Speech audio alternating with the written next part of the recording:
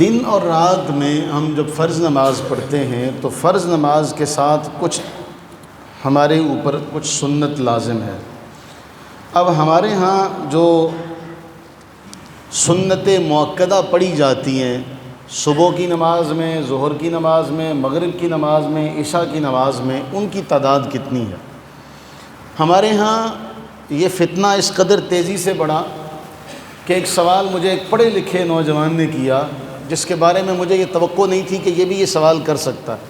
اس نے کہا بتاؤ، میں نے حدیث سنی کہ نبی صلی اللہ علیہ وآلہ وسلم نے ایک شخص سے فرمایا کہ بھی 5 رکعتیں ہیں، 5 نمازیں فرض ہیں۔ اس نے کہا میں فرض پڑھوں گا، اس کے اوپر کچھ بھی زیادہ نہیں کروں گا۔ حضور علیہ السلام نے فرمایا جس نے جنتی دیکھنا ہو وہ یہ دیکھ لے۔ وہ کہتا جی میں صرف فرض پڑھوں گا، یہ سنتیں کہیں بھی ثابت نہیں ہیں۔ ایک حدیث سنی، اس حدیث کے اوپر اس نے سارا اپنا مدعا رکھ دیا کہ دیکھا یہ تو سنتیں انہوں نے خود سے لگائی ہوئی ہیں، کہیں حضور نے کہا وہ سنتیں پڑھنے کا۔ میں نے اس بچے سے کہا کہ کیا آپ نے حدیث کی ساری کتب کا بالاستیاب مطالعہ کیا ہے، یا آپ نے اس ایک حدیث کو دیکھا اور اس ایک حدیث کو دیکھ کے آپ نے فیصلہ کر لیا؟ نہیں میں نے پڑھا تو نہیں ہے۔ تو میں نے کہا پڑھا نہیں ہے تو پھر ایک ہی حدیث کو سن کے آپ کیسے فیصلہ کر سکتے ہیں؟ تو دین کے معاملے میں یہ ذمہ داری آپ پر، خاص بچوں پر عائد ہوتی ہے کہ ان چیزوں کو سمجھیں کہ جب بھی کوئی اس طرح کا معاملہ آتا ہے اس کی تحقیق کرنا آپ کے اوپر ضروری ہے۔ ہم بڑے جو ہیں یہ تو عمر گزار چکے ہیں، فتنوں سے اللہ تعالیٰ نے انہیں بچا کے رکھا ہے۔ اصل معاملہ اور الجھاؤ آپ کے لیے حدیث ہے اس وقت صحیح مسلم کی، بڑی توجہ سے سننا ہے۔ اب حدیث کا جو فلو ہے، جو حدیث کا طرز ہے وہ بڑا اہم ہے۔ حدیث کا جو راوی ہے نعمان بن سالم کہتے ہیں کہ میں نے عمر بن اوس سے سنا، عمر بن اوس کہتے ہیں میں نے انبسہ بن ابی سفیان سے سنا، وہ کہتے ہیں میں نے ام المومنین سیدہ ام حبیبہ رضی اللہ تعالیٰ عنہ سے سنا۔ ام حبیبہ کہتی ہیں کہ میں نے رسول اللہ صلی اللہ علیہ وسلم سے سنا، اللہ کے رسول صلی اللہ علیہ وسلم نے فرمایا من صلی 12 رکعۃ فی یوم و لیلہ، جس نے دن اور رات میں 12 رکعت پڑھیں، بنی لہ بہن بیت فی الجنہ، اللہ اس کے لیے جنت میں محل بنائے گا۔ اللہ اس کے لیے جنت میں، رسول اللہ صلی اللہ علیہ وسلم سے یہ حدیث سنی ام حبیبہ نے۔ ام حبیبہ کہتی ہیں جب سے میں نے رسول اللہ صلی اللہ علیہ وسلم سے سنا تب سے میں نے کبھی بھی 12 رکعت چھوڑی۔ ام حبیبہ سے اس روایت کو سنا انبسہ بن ابی سفیان نے۔ انبسہ کہتے ہیں جب سے میں نے ام حبیبہ سے سنا تب سے میں نے ان 12 رکعت کو چھوڑا۔ انبسہ بن ابی سفیان سے سنا عمر بن اوس نے۔ عمر بن اوس کہتے ہیں جب سے میں نے انبسہ سے یہ روایت سنی میں نے 12 رکعت کو کبھی چھوڑا۔ عمر بن اوس سے سنی یہ روایت نعمان بن سالم نے۔ نعمان بن سالم کہتے ہیں جب سے میں نے عمر بن اوس سے سنا میں نے 12 رکعت کو کبھی بھی چھوڑا۔ ہم نے یہ روایت پڑھی امام مسلم سے، ہم نے یہ روایت سنی امام مسلم سے، صحیح مسلم کی روایت ہے، حدیث نمبر 728۔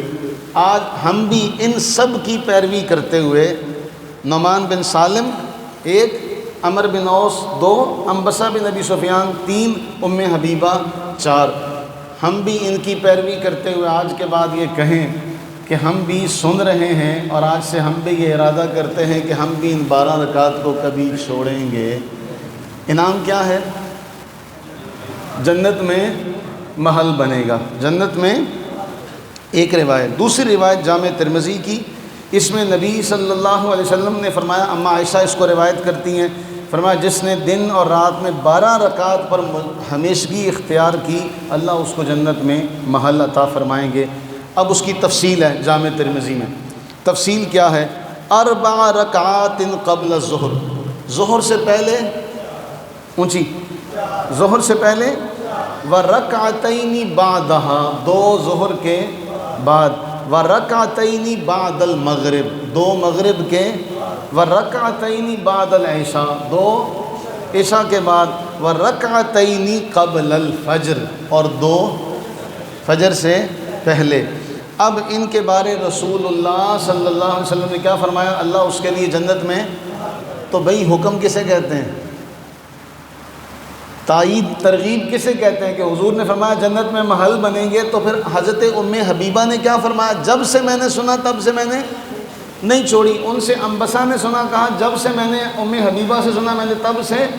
یہ جو حدیث کے اوپر عمل کرنے کا جو سلسلہ ہے بھئی، وہ بھی یہ کہتے ہیں کون سا ضروری ہے؟ اگر یہ ضروری نہ ہوتی تو ام حبیبہ یہ بات کہتی کہ جب سے میں نے سنا میں نے تب سے نہیں ان کو چھوڑا۔ اچھا، تو دن رات میں کتنی رکعت ہوئی جو سنت موقدہ ہیں؟ 12 رکعت۔ اب اس میں آ جاتے ہیں فجر کی رکعت میں۔ صحیح مسلم کی حدیث ہے، نبی سرور عالم صلی اللہ علیہ وآلہ وسلم نے فرمایا رکعت الفجر خیر من الدنیا وما فیہا، 725 روایت نمبر صحیح مسلم کا، کہ فجر کی جو 2 رکعت ہیں یہ دنیا اور دنیا کے جتنا مال و دولت ہے اس سے بہتر ہے۔ کون سی؟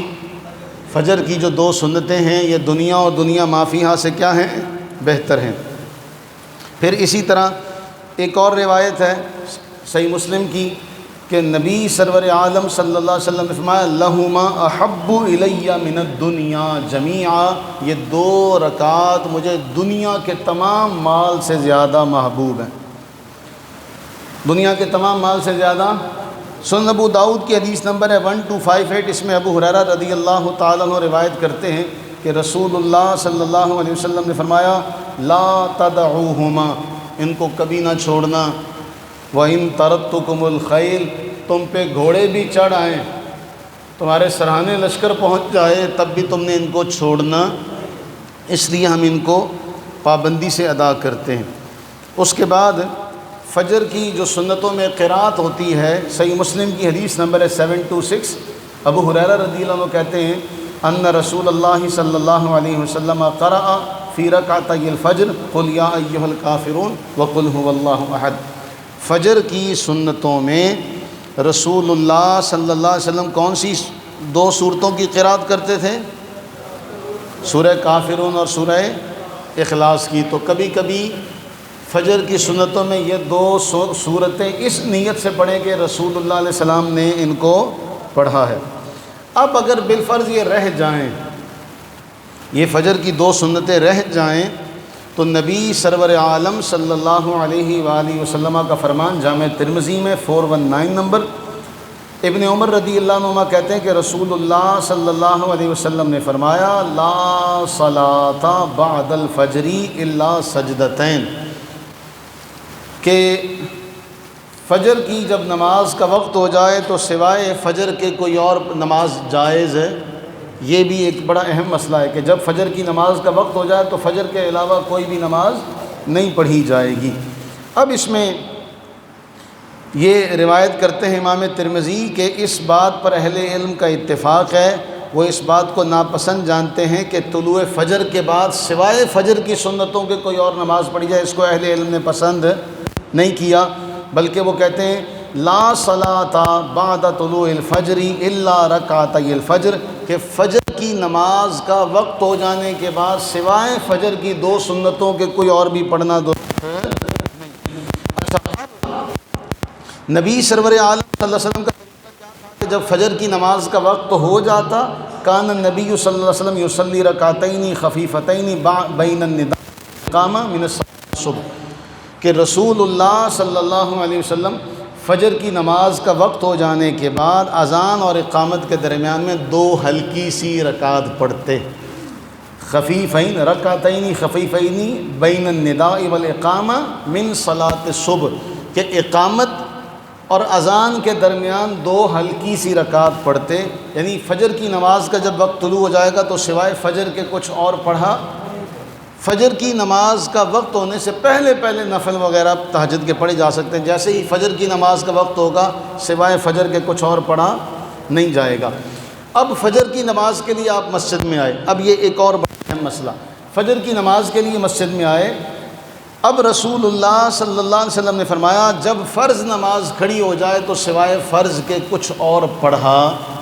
اب آپ آئے، فجر کی نماز کھڑی ہو چکی تھی، تو آپ پر لازم ہے کہ نماز میں شامل ہو جائیں، نماز میں شامل ہو جائیں، اس لیے کہ حضور صلی اللہ علیہ وسلم نے حکم دیا۔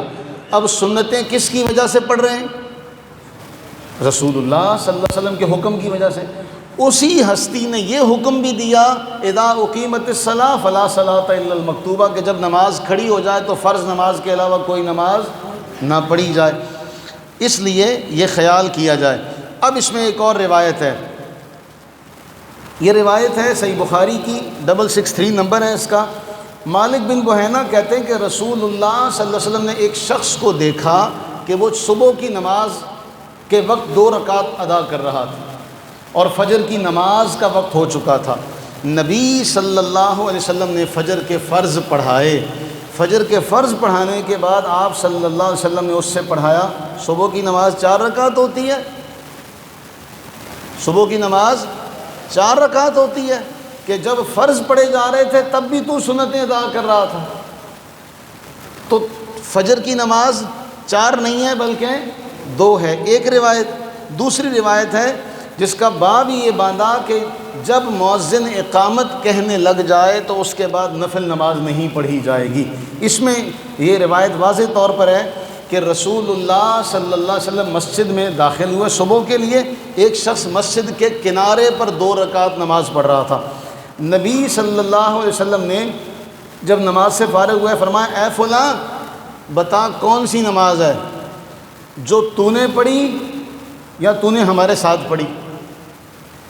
فرض کون سی ہے، وہ جو تو نے باہر اکیلے پڑھی یا تو نے ہمارے ساتھ پڑھی؟ اس سے مطلب یہ ہوا کہ جب فجر کی نماز کھڑی ہو جائے تو اس میں شامل ہوا جائے، فجر کی نماز کھڑی ہو جائے تو فجر کی نماز میں شامل ہوا جائے۔ اب جب فجر کی نماز میں شامل ہوں گے تو سنتیں جس کی رہ گئی ہیں وہ کب پڑھے گا؟ مسند احمد کی حدیث نمبر ہے 19435۔ عمر بن ابسہ کہتے ہیں کہ میں نے نبی صلی اللہ علیہ وسلم سے پوچھا کہ کون سی گھڑی سب سے افضل ہے، تو نبی صلی اللہ علیہ وسلم نے فرمایا جوف اللیل الآخر، رات کا آخری کنارہ، ثم الصلاۃ مکتوبہ مشہودہ حتی یطلع الفجر، پھر نماز وہ ہے جو لکھی گئی ہے، حاضر کی گئی ہے، تہجد کی نماز، یہاں تک کہ فجر طلوع ہو جائے۔ جب فجر طلوع ہو جائے تو سوائے 2 رکعت سنت کے اور کوئی نماز نہیں ہے۔ جب تو فجر کی نماز پڑھ لے تو پھر اس وقت تک جب تک کہ سورج نہ نکل آئے کوئی بھی نماز نہیں ہے، سورج نکلنے تک کوئی نماز نہیں ہے۔ اب حدیث ہے اس وقت آپ کے سامنے، سنن ابو داؤد کی، جامع ترمذی کی، نسائی کی، ابن ماجہ کی اور صحیح مسلم کی۔ نبی سرور عالم صلی اللہ علیہ وسلم نے فجر کی نماز ہو جانے کے بعد سے سورج کے نکلنے تک نماز پڑھنے سے منع فرمایا ہے۔ فجر کی نماز ہو جانے سے سورج نکلنے تک کسی بھی نماز کے پڑھنے سے منع فرمایا ہے۔ اب ایک اور روایت اس وقت آپ کے سامنے صحیح جامع ترمذی کی، جسے شیخ البانی نے صحیح کہا، حدیث نمبر 423۔ ابو ہریرہ کہتے ہیں کہ رسول اللہ صلی اللہ علیہ وسلم نے فرمایا من لم یصلی رکعتي الفجر فلیصلیہما بعد ما تطلع الشمس، کہ جس کی فجر کی 2 رکعت رہ جائیں وہ کب پڑھے گا؟ سورج نکلنے کے بعد پڑھے گا۔ یہ جامع ترمذی کی حدیث نمبر ہے 423، جس میں حضور نے فرمایا کہ جس کی فجر کی نماز سنتیں رہ جائیں وہ کب پڑھے؟ اچھا، دوسرا حوالہ اس کا صحیح ابن حبان کا، صحیح ابن حبان کا نمبر ہے 2472۔ اس میں نبی صلی اللہ علیہ وسلم کا وہ فرمان کہ جس کی فجر کی سنتیں رہ جائیں وہ ان کو کب پڑھے گا؟ سورج نکلنے کے بعد پڑھے گا۔ اسی طرح مستدرک حاکم کی تیسری روایت، اس میں بھی رسول اللہ صلی اللہ علیہ وسلم کا یہ فرمان موجود ہے کہ جس کی فجر کی 2 سنتیں رہ جائیں گی وہ سورج نکلنے کے بعد ان کو ادا کرے گا۔ یہ تو ہو گئی جو دن اور رات میں 12 رکعت پڑھی جاتی ہیں، اور بالخصوص فجر کی سنتوں کے حوالے سے ہم نے پڑھا۔ کتنی رکعت ہے دن اور رات میں؟ 12۔ اب آ جاتے ہیں جمعے کے اوپر۔ امام ترمذی نے باب باندھا باب ما جاء فی الصلاۃ قبل الجمعۃ و بعدہا، اس بات کے بیان میں کہ جمعے سے پہلے اور جمعے کے بعد کی نماز۔ اس میں جو حدیث لے کر آئے وہ یہ لے کر آئے کہ نبی سرور عالم صلی اللہ علیہ وسلم کان یصلی بعد الجمعۃ رکعتین، کہ نبی صلی اللہ علیہ وسلم جمعے کے بعد 2 رکعت ادا کرتے تھے۔ جمعے کے بعد کتنی رکعت ادا کرتے تھے؟ 2 رکعت۔ اب یہ حدیث مکمل نہیں ہے، آگے پورا جملہ امام ترمذی نے اس پر نقل کیا۔ جامع ترمذی کی حدیث نمبر ہے 521۔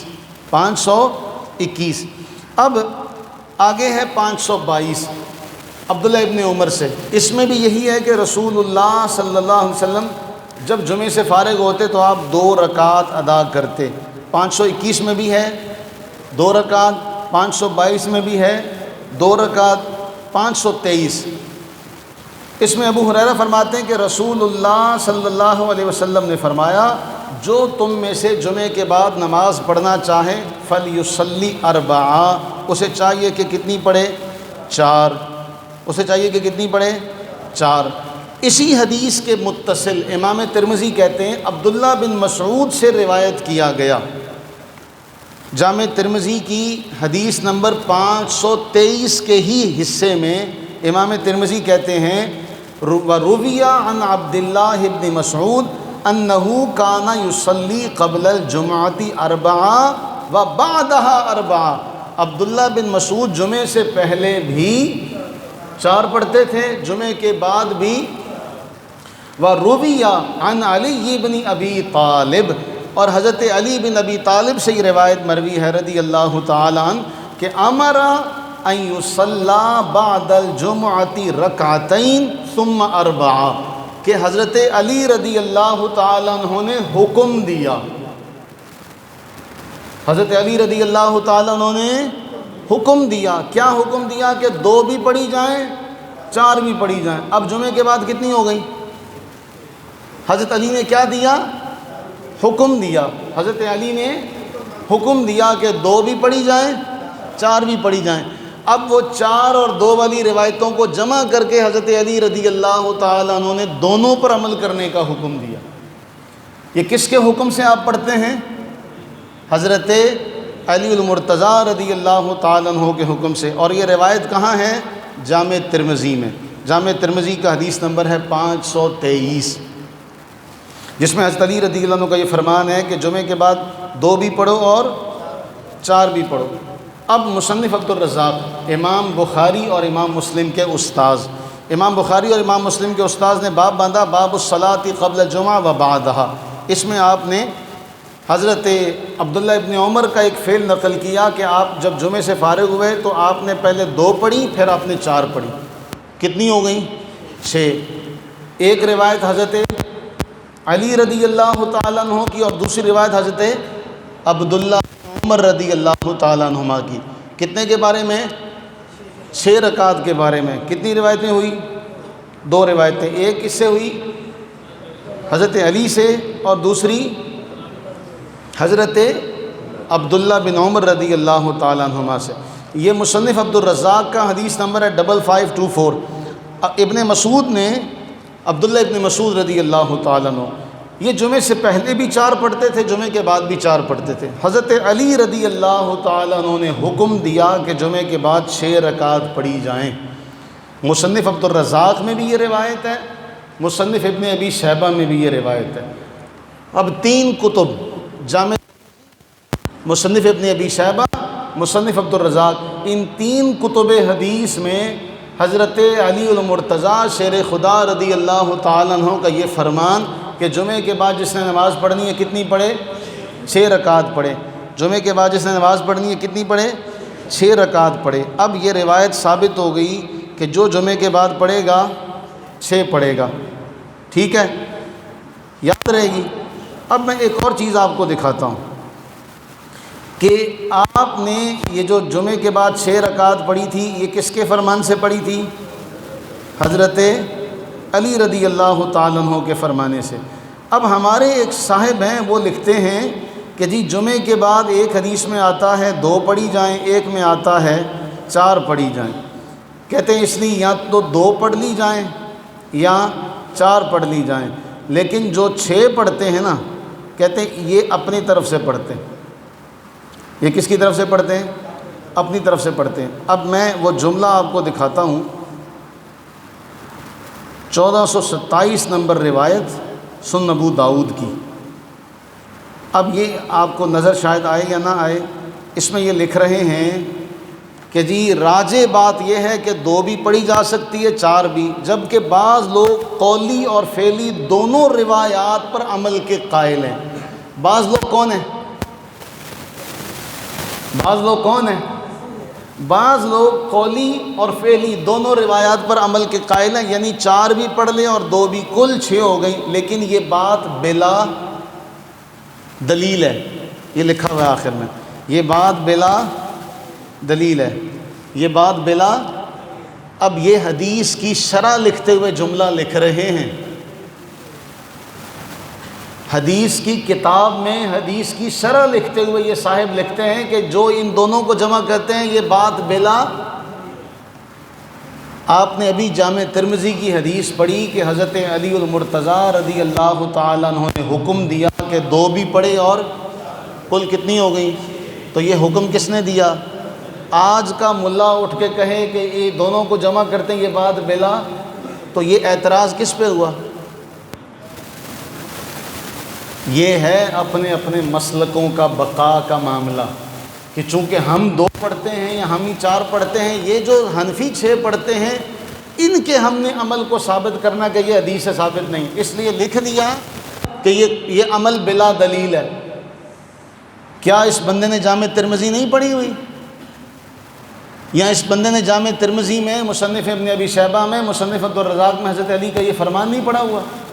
تو میرے عزیزو، ہمارے ہاں مسلک کی دیواریں اتنی اونچی ہیں کہ ہم اگلے کو نیچا دکھانے کے لیے اس کے ہر عمل کو سنت سے خلاف ثابت کرتے۔ ہمارا سارا زور اسی کے اوپر ہے۔